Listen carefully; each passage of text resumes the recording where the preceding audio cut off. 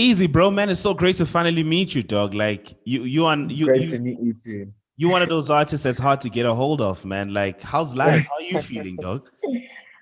I'm chilling, with COVID and everything, man, trying to stay safe.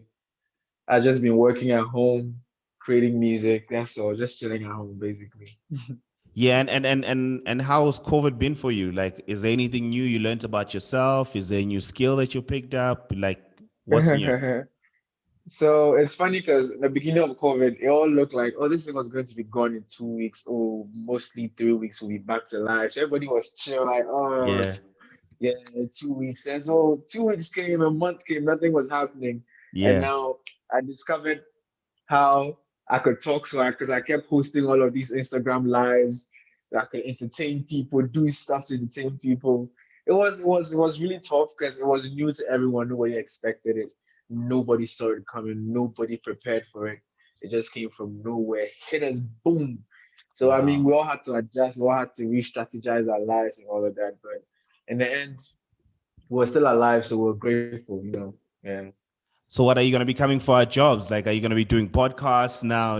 Like You a see, radio I show? had a lot of I had a lot of threats in my DMs from the media guys like, hey, please stick to your singing, leave us alone to do our job. So I was like, oh, this is all just for fun, for fun and Yeah. games, but it's all good. It's all good. And like, in South Africa, it's just been rough on the entertainers. Like, we can't do shows, we can't Yeah, do yeah. anything.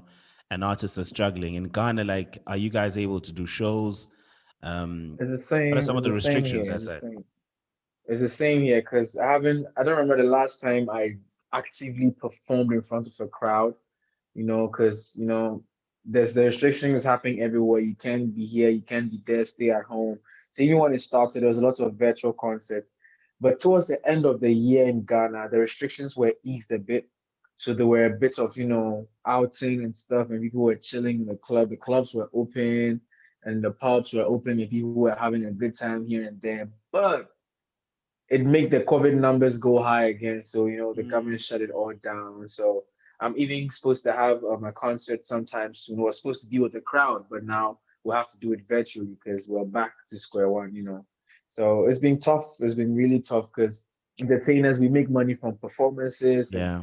endorsements and all of that. And if there are no if work isn't going on, companies aren't making money to pay for endorsement deals, and you can't play shows, you can't all you're stuck with is the streaming money. So you need to put out great music for people to love and stream, and support. So yeah, it's been tough, but we're here. We're still here. We're doing our thing.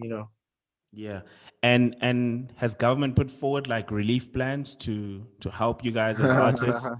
Are there any plans like that in Ghana?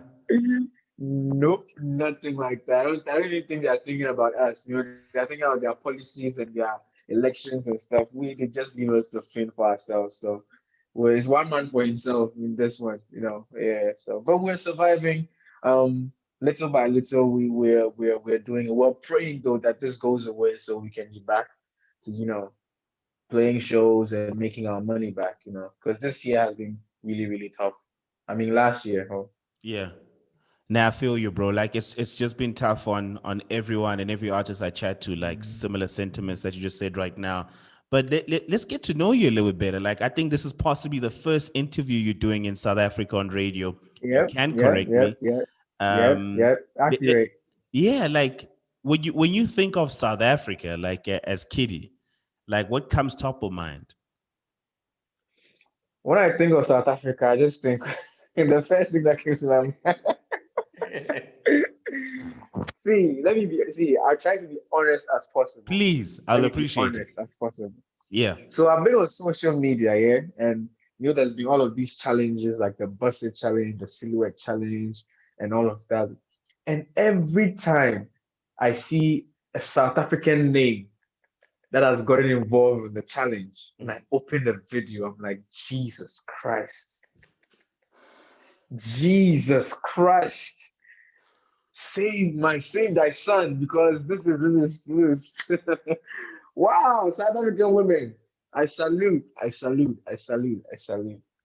I think of Essie, I think of all the beautiful women with the big, big, big, big backsides, Yo, you guys are blessed. You guys are blessed. I think of South Africa, I think of a hip hop. You guys are doing your thing with the hip hop, the music, the culture, the Zulu, and all of that. I know people like Casper. I know people like AKA. I know, yeah, Nadia, Nakai. I know a couple of artists from South Africa that are doing amazing. Yeah, yeah. That is so crazy because the first thing most people always say about South Africa is always the nyash. You know, it's like, It's yo, true. It's bro. Like trust me, before this interview started, right? yeah. So I was scrolling down Twitter and I saw a picture of a South African girl, but it was just her face. Mm. And I sent it to my best friend. I was like, "Yo, look at her face. She looks like she has a big butt, right?" I could tell from the face that she had a big butt. I'm like, "Ooh, essay. Okay, I see you guys. I see you Yeah. guys. I see how you guys do it." How many countries have you traveled to, like in the continent? The continent, I've been to only one. I've been to only two: Nigeria and Liberia, Sierra Leone. Yeah, Okay. And yeah. I'm Honey's in looking Sierra forward Leone? to, we had a performance there 2 years ago. It was crazy. It was like a whole stadium packed with people, and that was my first time there. I didn't even know if they knew my songs or not, but they brought me there to perform. I was like, they must know something about me. So I Mm. got on the stage and I was overwhelmed with the crowd. They were singing my song, the new, and it was all love. Shout out to my people from Sierra Leone. It was an amazing experience. I'm looking forward to go to Liberia, Kenya, Uganda, Tanzania, South Africa as well.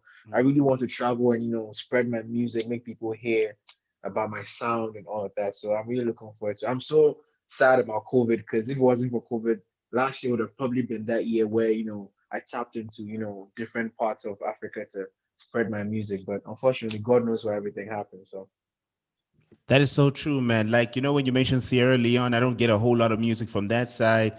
yeah, Liberia, yeah. there's something going on in Liberia that I think we need to tap into. Mhm, So I'm super excited about mhm, that.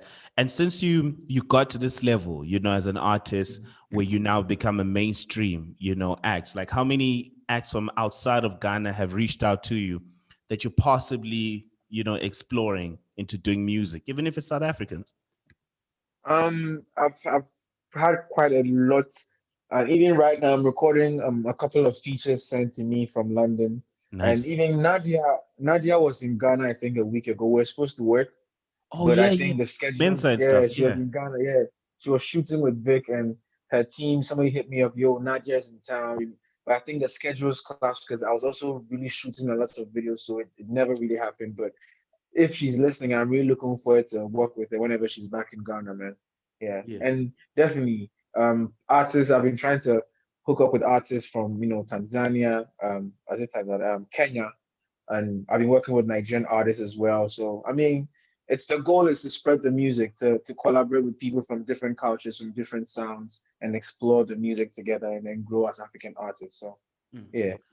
For artists watching this and listening to this interview, because you're one of those acts that guy, like a feature from you would definitely do them good as much Mhm, as it would do mhm, you good, mhm. because cross pollination Yeah. is always a great idea. Yeah. Yeah, How do man. you go about sourcing out people to work with? Is it an energy thing? Is it a budget thing? How does it work? I believe in energy because I've had a couple of artists also hit me up where they wanted to work with me. And as much as I love them as artists, we didn't have the musical chemistry, so it couldn't happen. I believe in the vibes, I believe in the aura, I believe in, all of those things. Because to make magic with somebody sonically, you need to be on like the same wavelength with them. So this usually is just vibes. If I feel like I mess with this artist, I love this artist, I want to have a song with them. Usually I just pick up my phone, I send a DM over to them and then they respond, and that's how. Because of COVID, people don't travel, so now we have to do it by email, send it through, I record, I send it through. So that's what we're stuck with. So yeah, it's all about the vibes. Positive vibes is one of the most important foundations in making sonic magic. Yeah. And the producers, is it the same thing? Do they wire you a beat? You listen to it? Yeah, Yeah. yeah, How does it work? yeah. They send me the beats. Usually they oh Charlie, bro, I have a nice beat for you. What's your email? I give them my email. They send, and I'm a producer myself, so I produce Yeah. most of my stuff as well. So sometimes I produce, sometimes I so sometimes when they these Nigerian producers when they come to Ghana, we link up, and sometimes when we are together in the studio, the vibe is different as well. So we link up in the studio, we create magic. If it's not possible, we do the email, send me the beat. I work on it, I send it back to you, you polish it and all of that. So the world has, served us with unfortunate events. We need to find a way to work around it. We need to Facts, find a way bro. to make it work still. Yeah, yeah. So yeah. From the outside looking in, since we're talking about energy right now, I think Ghana's got this fire energy going on when it comes to the music scene. Yeah, yeah. Every December, I feel like I should be in Ghana because it just looks like it's Bro, so crazy. everybody, the whole of Africa, the whole world is in Ghana in December.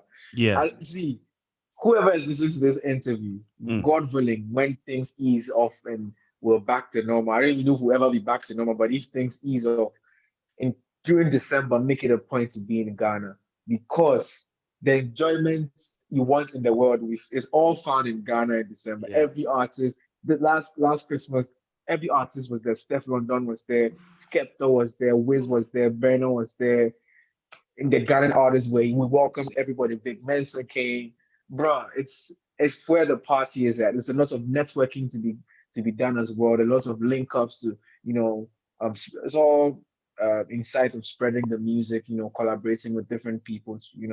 Yeah, reach out to, like you said, cross pollination. So a Yeah. lot of networking while we have fun. And when it comes to music in Ghana right now, like what is popping? I know like there's high life, there's also hip Yeah. hop that has a market that side, guys like Hmm. Sarkodie, the Kwesi Yeah. artists, Yeah. people that you vibe Yeah. with. Hmm. I don't know if I'm a piano's popping off in Ghana, house music. Like what's dominant right now in Ghana? Um, I don't know, but I feel like Afrobeat is always there, and then everything else follows. The Afrobeat is doing its thing, but when Afrobeat is shining, highlife is shining as well because we all know that the Afrobeat originates from the highlife sound. So highlife and Afrobeat, they're up there like that. And then yeah, of course, during December, every time I went out, I was hearing a lot of Amapiano. So many Amapiano songs are very popular here right now, Yeah. and we hear them in the clubs, we dance to them. Hip hop, like you said, the hip hop scene this last year was crazy. We have, like you said, Sarkodie, Kwesiata, the American boys. Stormzy was here in Ghana as well to do a collab with the hip hop guy. Like, it's Ghana is open to different sounds. We're open to acceptance, and once we love the music, while the music is good, we don't mind which genre it is. We'll always vibe to it. So there's so Mm. many genres that are popping right now here.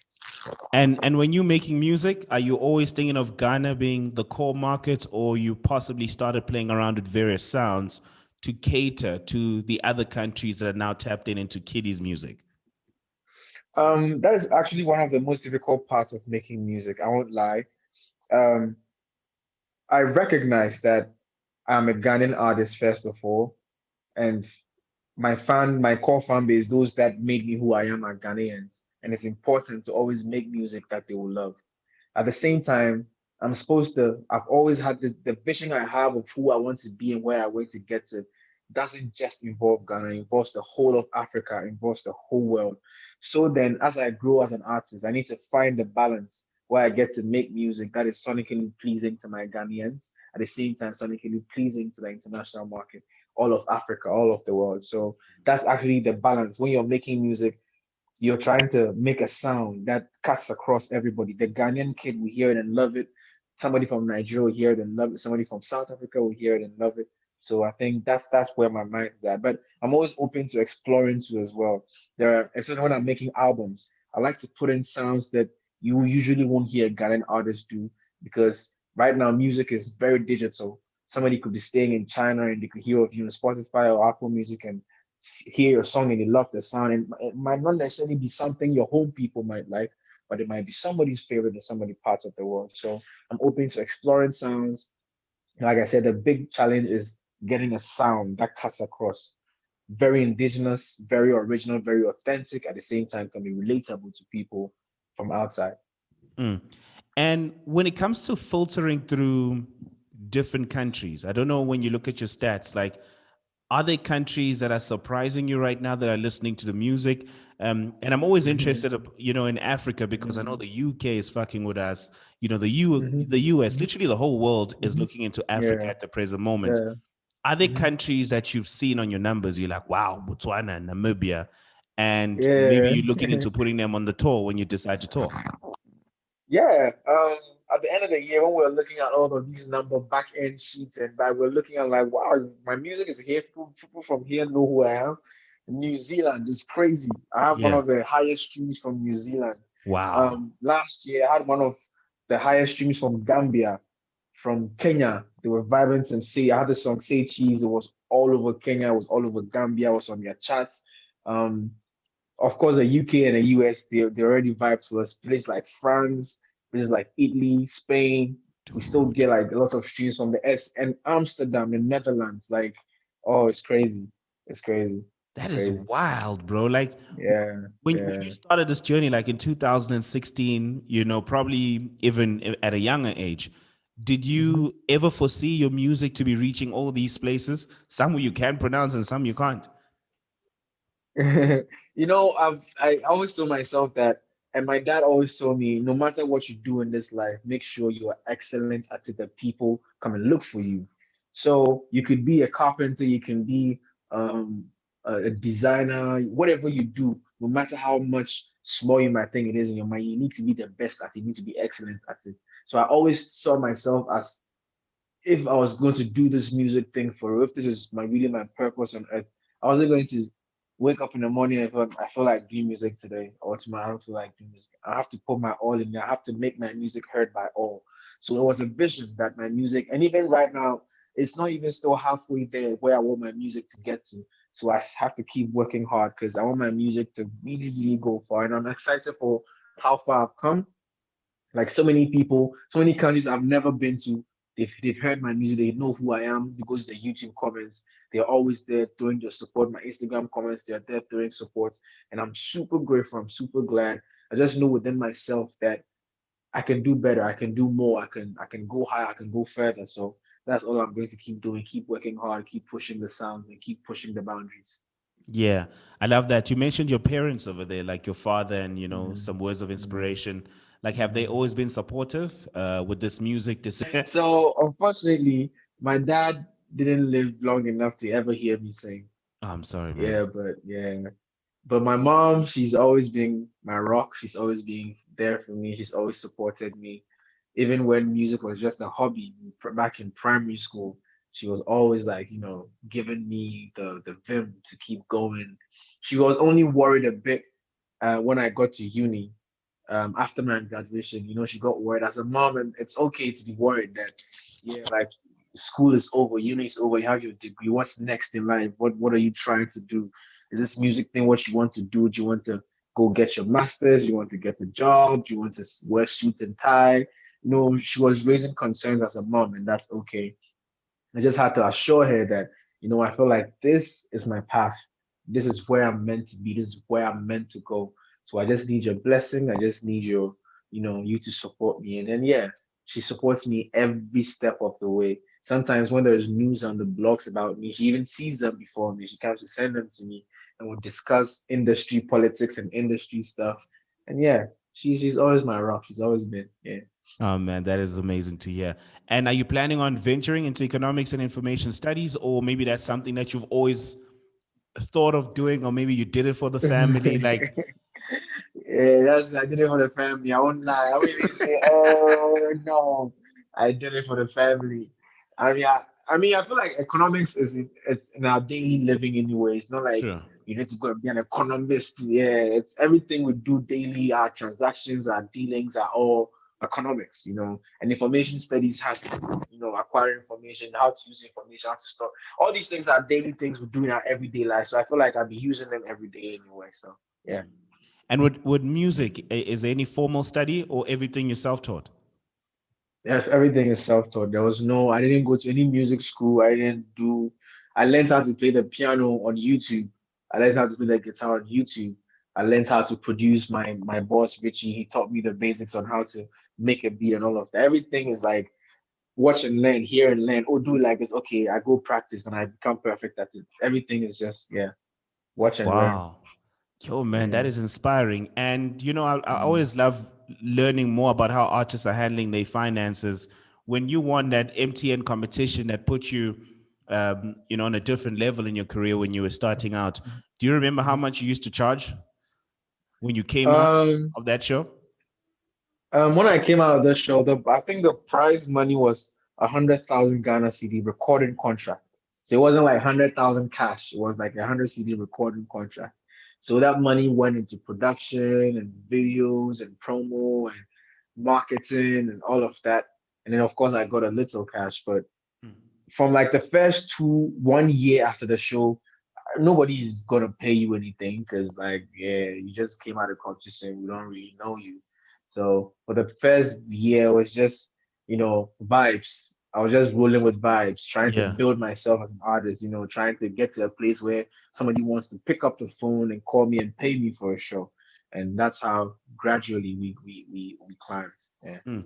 And when you started getting like fame and getting into the game, like was it how you had envisioned it to be, or you realized that possibly what you've been reading about, what artists were saying, that there's so many snakes in the industry, people stabbing on your back, don't trust the Yeah. ladies, the drugs, the money, the sex. You know what I mean? Was that part of the realities that you were going through in the early hours of your career, or if it's happening right now?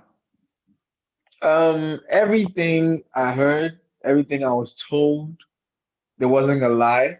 So everything happens, like you said, the snakes, the backbiters, the women, the drugs, the alcohol, the all of those vices, they're a reality. They actually do happen.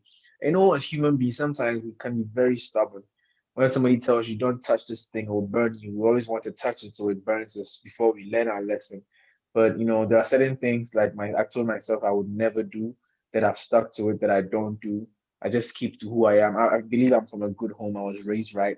So I know what is good for me. I know what is bad for me. I know how to navigate certain things. Even though I know it's bad for me, I know how to keep it in moderation, so it Yeah. doesn't ruin my life. We all have those things. So, I mean, they're true. Is exactly how I thought it would be. And I just have to live and learn every day, to grow as an individual and as an artist. Mm. And what keeps you grounded during the crazy hours in your life? I mean, what keeps me grounded is like I've always been who I am. I always think of me and my mom. We have a lot of conversations. So a lot of the times, her voice keeps ringing in my head every time something I face, like a tribulation or something. I just hear her voice telling me how I should go about it, how I should do it, and I feel like from anybody who has known me from way back to now, will tell you one thing that I have not changed. I don't believe in fame letting you be a dick. I don't believe in fame letting you act arrogant or rude towards people. I don't believe in that at all. It's not my mantra. I will not say, yeah, I'm better than you, I'm famous than you. Like if we're in a room, I'll not throw my fame in your face and say I'm the superstar, so you pay homage, bow down to me. No, I'm never that type of person. I'm always free with everyone. Unless I do not want to talk to you. That's different. But if I'm dealing with you, I deal with you with respect, with humility. I treat everybody respectfully. Like I do not want to, throw my fame all over people's face. That's not the kind of person I am at all. And I feel like that keeps me grounded as well because I feel like the world is a globe, it's a circle. Everything that goes around comes around. You don't treat people anyhow because of who you are today. Yeah. And immersing into the positive energy, man. Like Say Cheese was possibly the first song I played from you because I'd heard Yeah. about Odu, and this was a remix you did with Yeah. Mayorkun and Yeah. David. And David, yeah. And I was like, okay, cool. Let me get more music from this guy. Let me see what is popping. But Say Cheese was just a smash. Like I heard the first Yeah. 30 seconds of that record. I was like, okay, okay. I saw the visuals. I was like, okay. The TikTok numbers, like that song was super special. Like what has been the Yeah. biggest highlight for you with that tune? Um, See, a lot of blessings came. I say in every dark cloud, there's a silver lining because this happened in the heart of COVID, where everybody was locked in their homes and all of Yeah. that. And I remember when I was making these records, it was all on my EP, the Blue EP. I was making the records, and I was just thinking, I'd just released Enjoyment, and then that was doing quite well, and then lockdown happened. So I was thinking, damn. I released a dance track and then there are nobody in the clubs to dance to them. And I was very sad about that, although the song did well. And I was thinking, yo, everybody's so depressed. Even look at the internet during that time. People are trying to get busy with challenges, but you could see that everybody was sad, everybody was, going through it. I felt like the world needed to smile. Somebody needed to put a smile on people's faces. So actually that inspired the song and I did it. And it's one of my biggest songs to date. That song cut across corners to different countries. And like that's what I was telling you earlier. No matter where you're from, if you hear Say Cheese by Kidi, you will love it. You vibe to it. You feel really like you get some feeling from it. And that's the kind of sound I want to be making. It's one thing for an artist to know you have a hit, but when it's confirmed by the fans, I think Yeah, it makes it more special. yeah, You it's know, a like different level. It makes it, and what even confirmed the song had been big was the fact that it drew Teddy Riley's attention, and me yes, and legendary producer Teddy Riley, like these are things I never slept and dreamt of. I never imagined it happening. Teddy Riley, dog. he, bruh. It was crazy. It was crazy. It was So when crazy. when most of these people post the songs and they put it on the gram, does it extend to conversations of possibly working together? And are there some collabs that were seeded by, say Mhm. cheese that we might expect in the Yeah, future? yeah, a lot of things, a lot of doors open because, like I said, Teddy Riley had the song, he loved it, he jumped on the remix, he retouched the beat and did the remix of it. Issue. He put it out there. It opened me up to a lot of a different demographic altogether. Wyclef Jean also heard the song. He also put it on his Instagram. It got me like other artists like, hey, who's this guy? Oh, who's Twitch from Ellen DeGeneres show. He Oh was playing yeah. Say Cheese with his wife. I was like, bro, what is this me? And there's a lot of collaborations this has opened the door to that I can't speak of now, but hopefully in the near future they will be out and people will get to hear them. So I'm really, really excited, man. I'm excited for the journey ahead. This is exciting. Just listening, I can only imagine what are some of the things that we're not aware of. But when you Yeah, look at the yeah, power of social media, I think the internet has just brought the world super, super close. Like on your end, when you look at yep. social media, how instrumental has it been for your career? It's being social media is like a global village right now. It's made the world, like you said, smaller. And me personally, when I start talking about social media, I won't finish because even before 2015 and 16, when I went to the competition, when I won, before that, when nobody knew who I was, social media did a huge. And social media is what made me because I remember way early in the days, I used to make covers. I remember when John Legend released All of Me, I made a cover of that song. I put it on Twitter. I used to have this keyboard in my bedroom. I'll sing three songs and play the piano and put it on YouTube and put it on Twitter. And like I just did it. And then a few people from social media was like, oh, who is this guy? The moment started, this guy can sing. Where is he from? Who is he? And that was what led me to be introduced to my current record label. That was way back because of the social media and the stuff I used to put out my covers on SoundCloud and all of that. So social media, I think I don't think people understand the power of social media. People need to tap into that grace of social media. You can be in your bedroom, small bedroom, and make a record, and the record will be played in China because of social media. So I think we need to use social media more for the positives than the negatives. Yeah. That is so true, man. And talking about, these foreign countries and everyone that's showing you mad love in America, the UK, as you mentioned, a few artists. I saw that you just inked yourself a deal with Empire, Yeah. made in East New York. Tell me a Yeah. little bit on this deal, man, and congratulations, man. Thank you. So I again I say the work has to speak for itself. True. I'm sure if these people Googled me or they went on YouTube and they weren't really impressed by the work rate, would I be okay? Yeah, this guy is good, but yeah, let's go find somebody else who would think. I'm glad because I didn't have to go convince anybody. The work that I've done over the years, they saw it, they loved it, it gravitated them towards us. We went into this because we say that if I make music in Ghana and 1 million people love it, it means if the music is published or promoted or marketed to 10 million people, they will equally love it. If it's marketed to 100 million people, they will equally love it. And we all need help from time to time to to blow our wings, to fly our music out there. So I'm really glad about this partnership, and I'm super excited for where we're going, where the journey's taking us. I'm super glad because this is all I've been wanting, for my music to grow, my music to touch lives beyond the borders of Ghana and Africa. So I'm really looking forward to this journey.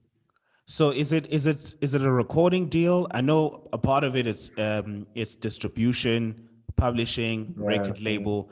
Is it like 360 vibes? Like I know you can't really go into depth with some of the contents of the deal, but for Yeah. someone looking in from the outside, it's like, maybe he just gave away everything to the Americans, you know? Oh no.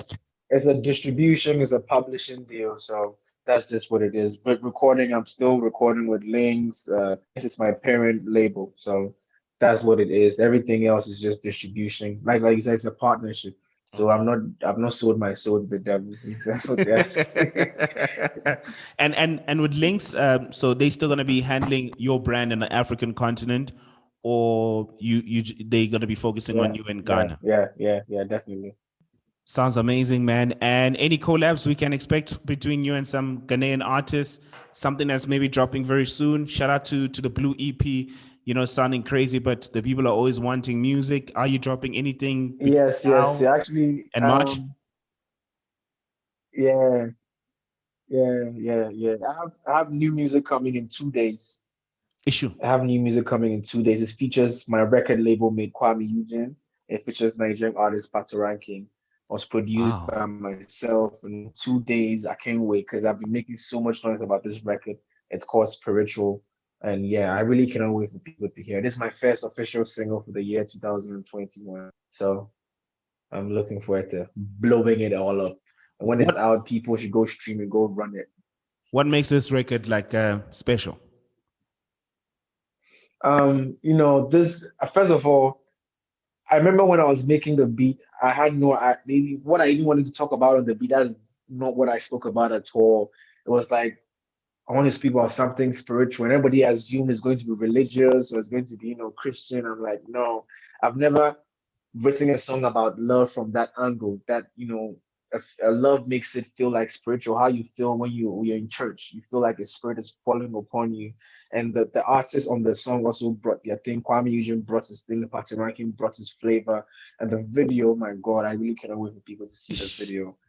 Yeah, so I'm really, really looking forward to blowing this up, man. Yo, man, can't wait to hear the single. I'm definitely gonna blaze it this Friday. Spiritual, yourself, Pato Ranking, and who else is also on the song? Kwame Eugene is on it. Nice one, bro. Look, Doc, thank you very much for this conversation. You know, it's great Thank you to for having me, man. it's great to meet you, and hopefully, when you come to South Africa, you'll shoot your videos, get to party, go to Yeah, Durban, yeah, yeah. and just live your best life, bro. Definitely, definitely. Thanks for having me as well, man. It's a pleasure. Shout out one time, bro. Have a safe night, yeah. All right. Love, Easy. love, love, love. One love, bro.